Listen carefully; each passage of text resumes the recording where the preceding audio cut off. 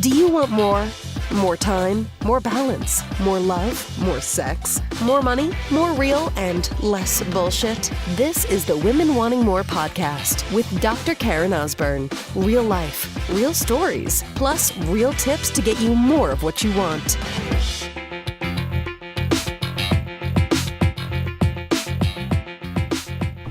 All right, let's go there today and talk about control. This one's going to be a little bit of a hot one. And listen, I can speak from a place of certainty about control because I have been that. I have been, feeling like I got to control things. I got to control relationships. I got to control my schedule and my health and my kids, right? Not from a standpoint of something that would be so apparent, right? I think it's funny when I would have some people say to me like, well, you just kind of really control it. And I'm like, I think I'm pretty laid back about a lot of things, but it's almost like our need to control sometimes can be really insidious. Do you know what I mean? Like it's sneaky. It won't be so apparent. It won't be so blatant. You don't necessarily have to feel like you got to control stuff with your kids and have this outward appearance of the helicopter parent. You know what I mean? Like just hovering over and don't fall and don't do this and go here and take this lesson. And, it doesn't have to be to that extreme because control is control is control. I mean, there's certainly, I believe, levels of that, but it's still this need to control, right? And it's funny because every single time I go to record an episode, I'm like, what am I going to talk about today? I was like, let's talk about control. Control is crippling. And, ego will lead you to believe, ego/fear will lead you to believe that you need to control. Like you gotta, and especially if we find that we're in a situation in our life where everything feels like it's not what it used to be, or it's crumbling, or things are falling apart, you'll want to grasp onto that control even more. Do you know what I mean? Like, you're like, I can't control 9 things in my life, but I'm going to fucking control number 10. And feeling somehow that is the way. And that if you were to let go of the control, that everything will fall apart, right? That if you were to stop the controlling, that then life would really, hit the fan. But the thing about controlling is this. Number 1, it takes up a lot of energy. Number 2, you're so cute. I'm so cute thinking that we can control things, right? Now, listen, control is different than choice, right? Like, I'm responsible for me, and that is really the only thing I can control is me, my responses to situations. That's it. My choices. My choice and my response. My choice in situations and my response. Right? My choice to say something, to take action, to not say something, to not take action. I can only control my choices and my response to a situation. The way that I choose to see, right? My perception, my lens of the world, or my lens of the situation. So I'll give you an example. I was talking to someone the other day and a pair of sunglasses that I left at my lash place. And I didn't know I left them. And I was like, I came back after I walked in. I go, I can't find my sunglasses. Oh, they're not here. And I'm like, oh, crap. Okay, well, those are kind of expensive sunglasses, but, all right. Like, if they're gone kind of thing. Got a message from a letter saying, hey, I found them. They're here for you whenever you want to come get them. I'm like, great. So then the next one I had, because I've got a couple different, pairs. I'm just, I don't wear this little cheapy pair in the meantime. It's no big deal. And then I came back and they're like, oh, they're not there now. I was like, oh, like I was a little put off because again, they weren't cheap sunglasses. I'm like, well, you said they were here. So then did one of your other staff take them or something, right? And I'm still not certain how I feel about it, but I was sharing this story with somebody else and they're like, man, I'd be super pissed. Like I'd be upset. And I'm like, yeah. But is it for me, it was just like, is it really worth it? Right? Like the way that I saw it was kind of like, well, if somebody took them, I can't do anything. getting angry about it, I can certainly say I'm just kind of sitting with it a little bit. And if it's still kind of there and lingering, then I'm really gonna talk to this person and just say like, hey, you know what? It's not okay. I know that they're gone. Can't do anything. I'm not gonna ask you to replace them. I'm gonna ask at least, that I need to let you know that it's not okay that something got left here and it, clearly got stolen by somebody or someone or whatever, right? And that, I'm not okay. And there wasn't even like, oh my gosh, I'm so sorry. It was just like, oh, well, they're not here. But getting super angry? No, because I left them, right? Should they still have, been kept safe and it's just a kind of a smaller place? Totally. But, am I really going to expend that much energy over something that I cannot control? Nope. I get to choose my response to a situation, right? I get to choose my response to a situation. Let's take a look at parenting, because I know a lot of you sisters are mamas also too, right? And you know what it's like. I don't care how, your kids are, but there's going to be an upset at some point. There's going to be a tantrum. My oldest boy, man, he had wicked tantrums from literally like a year and a half to probably 4.5. And he'd still like challenge, for him to get a grasp on his emotions. He'll just kind of go to a high place. It's much, much better, and he's maturing, and we talk about it. And I mean, Jesus, for a boy that's 8.5, he does pretty well with them. There's a lot of adults that can't. If they have no concept of like they're responsible for their emotions, right? So, I mean, what a gift that I get the opportunity to be able to teach that to my little guy early. So he's, he's doing good. He's doing good, Tyson is. But when he would have those tantrums, even now, if he kind of starts crying about something, I'm like, Tyson, it's like a video game or something. Like, why are we getting so upset? And then I might kind of have this moment of clarity, and I look at him, and I suddenly see with new eyes, right? As opposed to going like, oh my God, are we really losing our mind over a video game that didn't work, or it's glitching, or doesn't load up, or like, are you really having a meltdown over that? Like, it's a friggin' game. Who cares kind of thing, right? It matters to him. But just kind of like, it's almost like the response does not match the situation in my mind. Tyson's mind it does, right? And then again, I have that moment of clarity, and I look back and I go, oh, I get it. Little dude, he's tired. It's kind of towards the end of the school year. He's been sleeping a lot more. I wonder if he's going through a growth spurt right now. Maybe he's a little hungry. Maybe he had something rough that happened at school, and this is just that, you know what I mean? Like, you start to kind of just see stuff, and suddenly I shift from this place of my response of like, oh my God, Tyson, dude, are we really losing our mind over this? To like, I hear you, buddy. He just needs to be seen and heard. That's it. Situation doesn't matter. Let me just be seen and heard. Do you see me? Do you hear me? I'm losing my mind. Are you still there for me, Mommy, when I do? And it changes, and the way that I see him now completely changes, right? So I get to choose that. I get to choose that.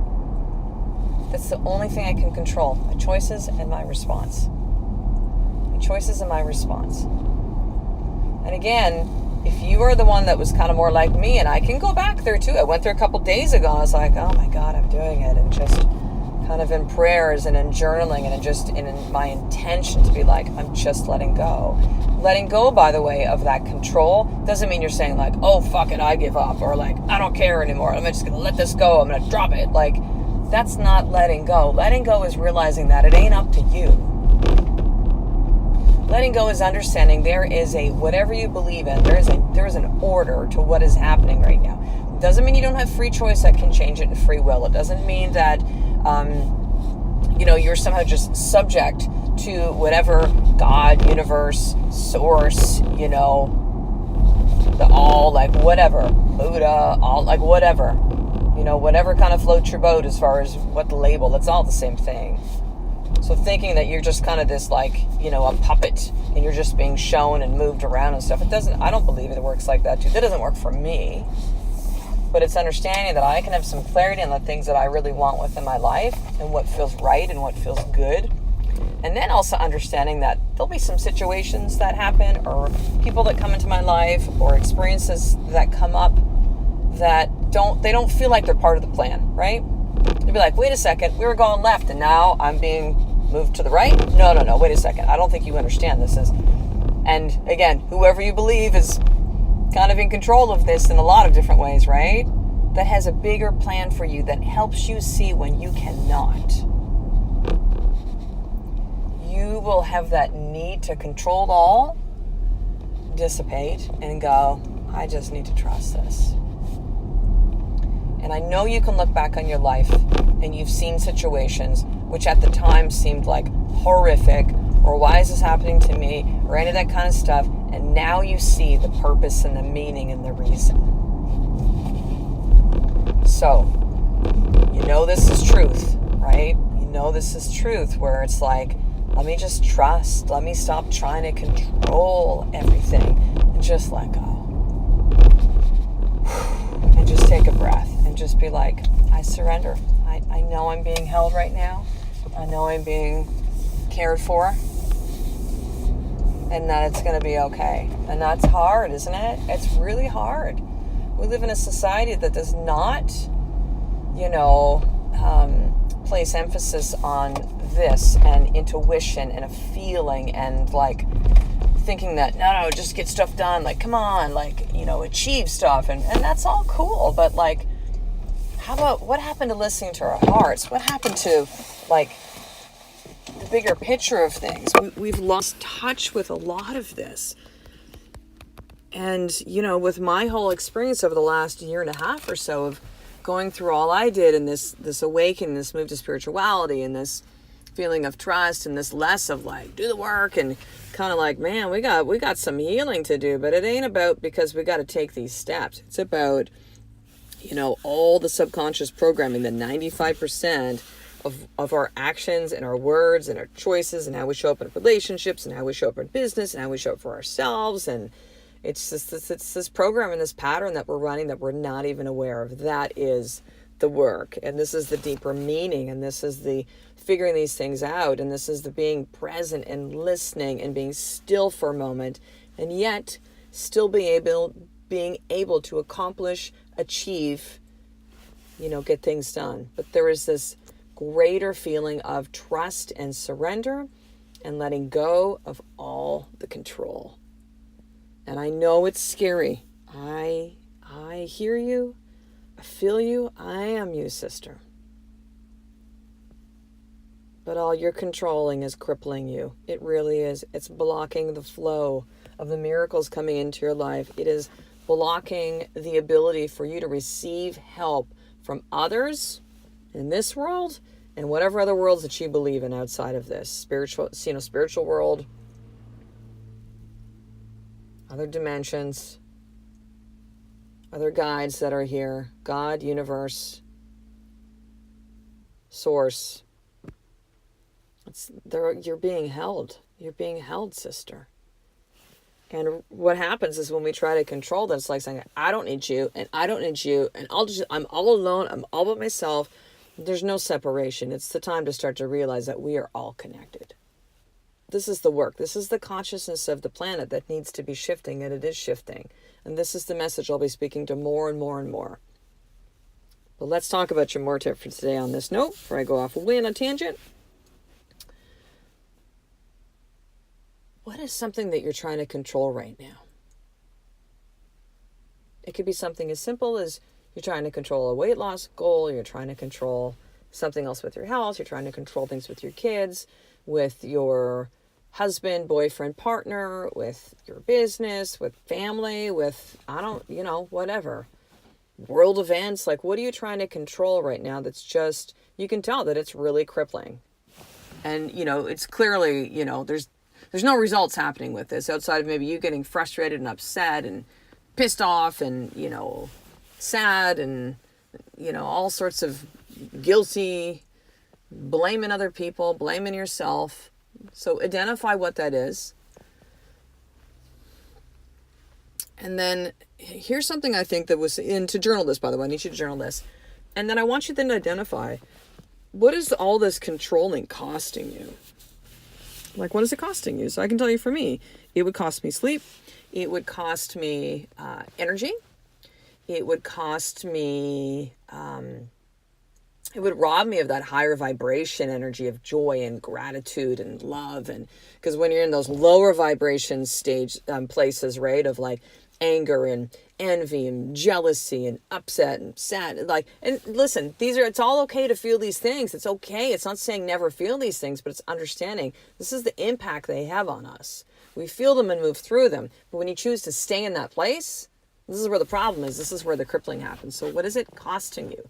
You might even be like, man, all this controlling, you might even have like a dollar amount, right? Or you might have how it's costing you in your relationships, or how it's costing you, in business, costing you time or energy. Like, just get really specific and honest. What is it costing you to believe the false belief that you can control things outside of yourself? What is it costing you?